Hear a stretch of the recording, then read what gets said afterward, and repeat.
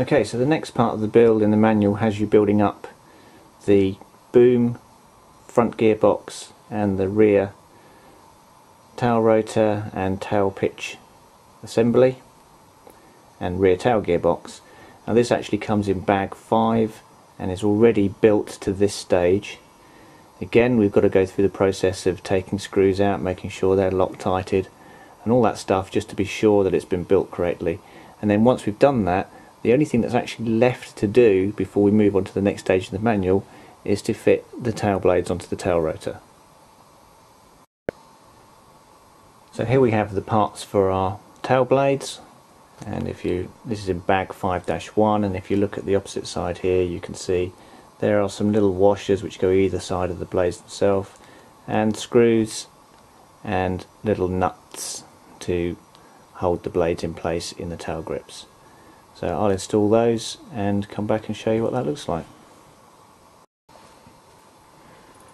Okay, so something I just want to show you is how the tail blade gets bolted into the grip, because there are Chinese weightings on the screw that goes through the blade. So you screw a nut onto this bolt first, and then the bolt goes through a washer, through the blade grip, through the blade, through the other side of the blade grip, through another washer, and then it's bolted on with this bolt here, and I'll show you that on the machine in a moment. Okay, so here you can see a blade installed, and I could just point out here you've got the nut either side of the blade grip. This is your Chinese weighting, which takes the loading off of the tail rotor for the servo and makes it much easier for it to change the pitch on it. And then you've got your two washers on the inside of the blade grip itself against the plastic of the blade. And in terms of how you mount your blades, here's the tail rotor as it would be mounted into the machine, and you can see that when the rotor spins, it's going to spin anti-clockwise like so, and the leading edge of the bottom blade here is going to come forwards and up towards the boom, and then away from the boom and back as it spins. So that's the orientation for your tail blades. And then that's that step completed, and we can now move on to our frames, which is the next part of the build. Okay, our next job is bolting our tail front gearbox into the frames. So here's the whole boom and tail and our front gearbox. We're going to be bolting this into the frames, and the screws to do that are in bag 5-3, which contains the vertical and horizontal fin and a bunch of other hardware components. So we just need to get the screws out of there, and then we can bolt this into the back of our frames. Okay, so I've got this most of the way installed, but I've just stopped here just to show you something. So on the left hand side of the frames you use 4 of these little tiny screws which come in one of the bags, and this is the little screws here. You can see them, just try and get the light right on those. Okay, so you can see them there, those little tiny screws. So on the left side of the frame you use those. On the right hand side of the frame you have 2 that go in the top, which are the same as the ones on the left hand side.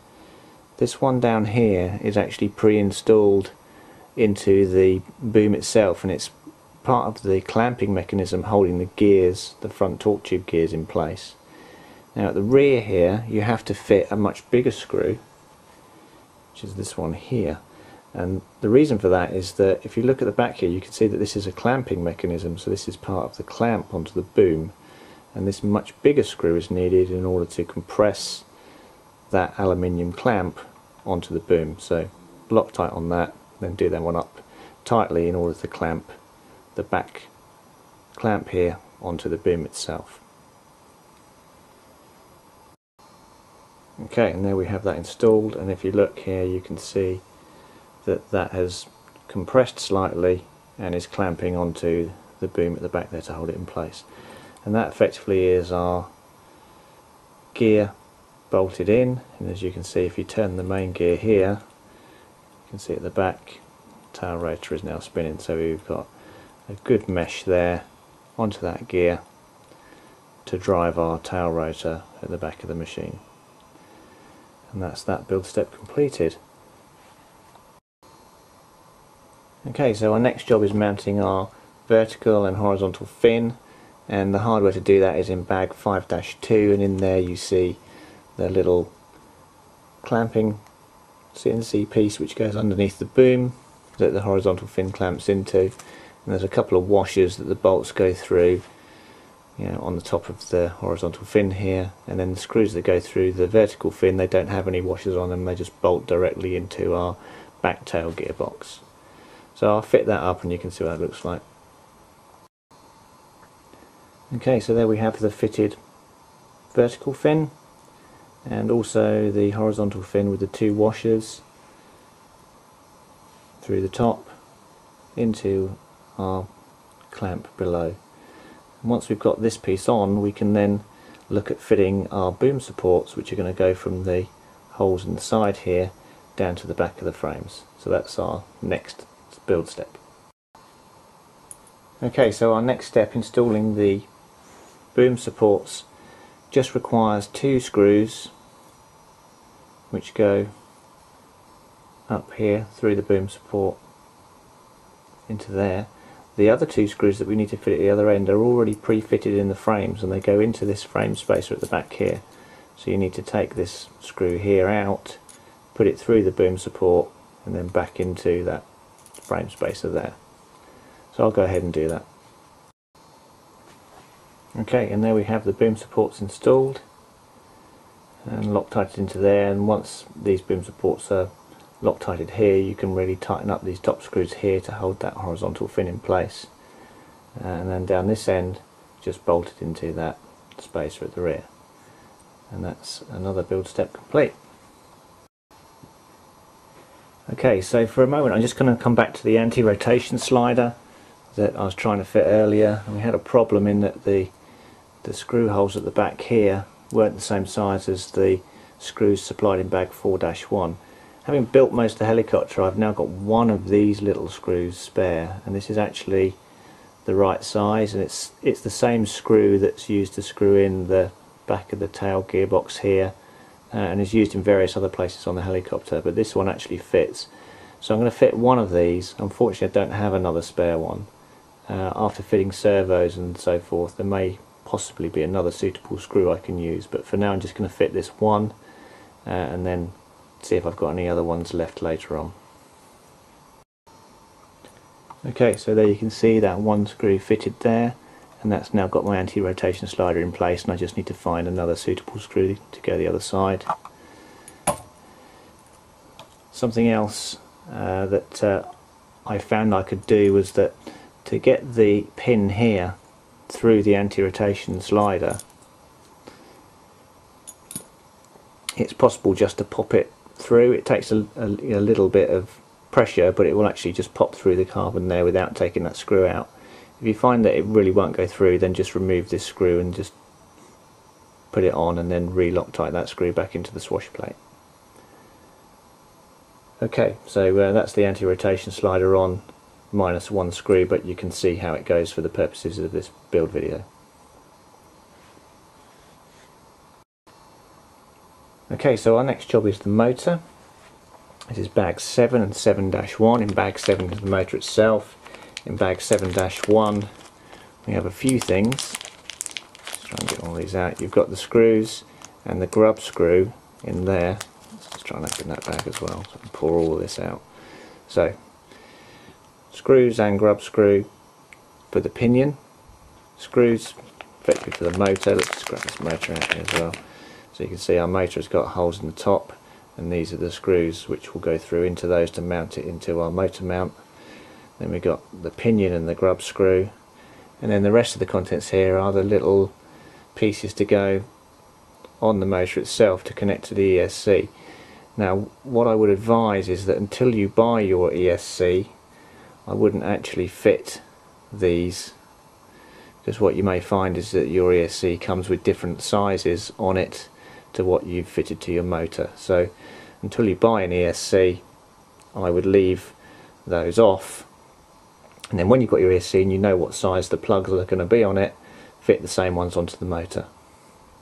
For the purposes of the build, what I'm going to do is install the motor into the machine without those on it, and then later on, when I've got a suitable ESC, I can put the required plugs on. But from the purposes of a build, I've just got to install the pinion and bolt the motor into the frames. Okay, so here's my pinion installed on the motor. What I've done is I've just offered this up into the frames just to check the height of the pinion, and as you can see here, if you have this much shaft just sticking out the end of the pinion there, that gets the main gear running nicely right in the centre of that pinion. So that's now ready to be bolted into my frames.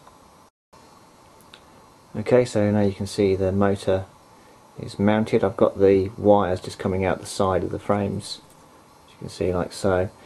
The motor just bolts in. You can see the two bolts. Just point at these down here, one bolt down here and the other one down here, and basically just put the motor in and just bolt it up tight. And these screws here, they aren't movable like on some motor mounts, so the motor is rigid in the mount, and then in order to set your mesh, you actually undo these two screws, this side and the same the other side, and then the whole mount will slide in the frames in order to set your mesh on the gear. So at the moment you can see that this is not engaged at all, and I need to engage that and set a suitable backlash on the gears.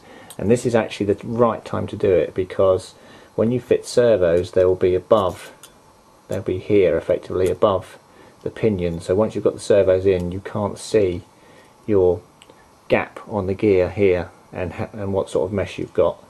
So now's the time to set that mesh, and then you'll install servos afterwards and you will no longer be able to see that pinion. Okay, so I've now set my gear mesh, and as you can see, if I now turn my main gear, it's turning the motor, and there is a little tiny, you can see the gear rocking here. That's my backlash in the gear, so it's not meshed too tightly. And basically you just find the high spot on the gear and then mesh it reasonably tight at that point, but with still a little tiny bit of backlash, and then at the lower spots in the gear you'll have more backlash, but it won't be coming out of the gear and likely to strip. Okay, so that's the motor fitted. Okay, so from a mechanical perspective, apart from fitting blades onto the rotor head, which is just a case of taking the blade bolts out and putting the supplied blades in, and I have those here, these are the supplied blades, so those need to be bolted on, which I'll do in a moment. Aside from that, the only things that are left to do are fitting servos. You've got these various ball links which are supplied for that. These are actually extras because, as you can see, the links are actually already installed on the head for fitting onto the servo, so these are just extra ones. You've got a pre-made up rod, and this is the rod that basically will go down the boom, and you need to take one of these links off to pass it through this little bracket here, which holds the rod, in place up here on the boom. So this goes from the the tail pitch slider ball at the back to our tail servo, which is mounted in these. That was too tight for me to move around to show you, but this is basically a servo clamp here. There we go, I can spin it, there we go. So your servo bolts into here, and then the rod goes between the servo and the ball here on our tail pitch slider. So there's that left to do, and there's also mounting servos into the back here and the front here, and connecting our push rods up to those servos. Now the bags that we've got left to help us do that, as I said, we've got bag 8-3, which has got spare ball links in it in case any of these split or break, and then you've got bag 8-2, which contains all of the various bits of hardware, screws, washers and balls for servo discs and so forth, for mounting up your servos with balls and screwing the servos into the machine. And then in terms of other bits supplied in the kit, we've obviously got the bits to put on the motor still for when we fit our ESC, which does not come in the kit. And we've also got bag 8, which has our blade caddy within it. And obviously that's just a nicety or a supplied part for when the machine is completely built. And of course the last thing is the canopy, which can actually fit onto the frames at this stage. We've done all of the build, so that can actually go onto the frames like so and clip into place. So what I'm going to do now is I'm going to install all the servos, ESC, radio gear and all that kind of stuff into the machine. I don't think I need to show you how to fit balls onto servo horns or how to screw a servo into the frames. So I'm going to go ahead and do all of that, and then when I come back we'll have a machine that's fully fitted with all of the equipment, and I'll just take you through where all the components go. Okay, so here we have our completed machine with all the electronics installed and the servos installed, etc, etc. As I was talking about earlier, you can see the servo, for the tail servo, is clamped into those brackets at the back there, and then the supplied push rod goes from that, with a little ball mounted on the servo horn, through the bracket at the back there, down to our ball on the pitch slider at the back. In terms of gyro fits on a gyro platform there underneath this platform at the back here, and I've also fitted a AR6200 to this, which I've put in the bottom of the frame, so you can see that down here, and then the satellite receiver I've just stuck up the top here out of the way.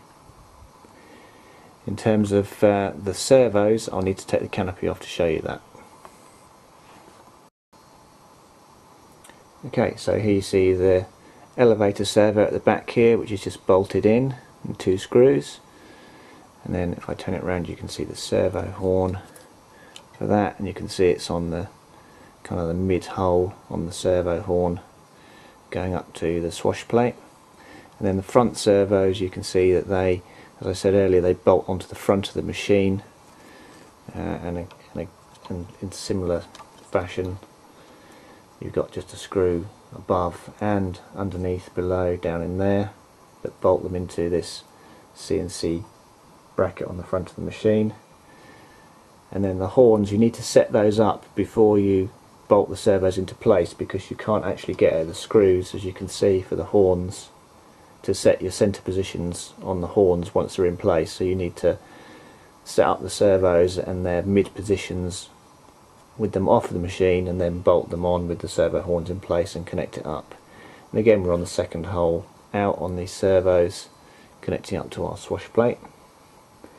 And in terms of the motor, I fitted a Phoenix 25 ESC, and as you can see here, it's using very similar connectors as to supplied in the kit, so I was able to use the ones supplied in the kit for the motor. You can see the motor mounts up front and all in place, and that's pretty much it. That's the MicroHeli Vortex 200 Pro, and I fitted the blades into the blade grips, as I said, and the blade caddy on the back with the blades in place. That's pretty much it.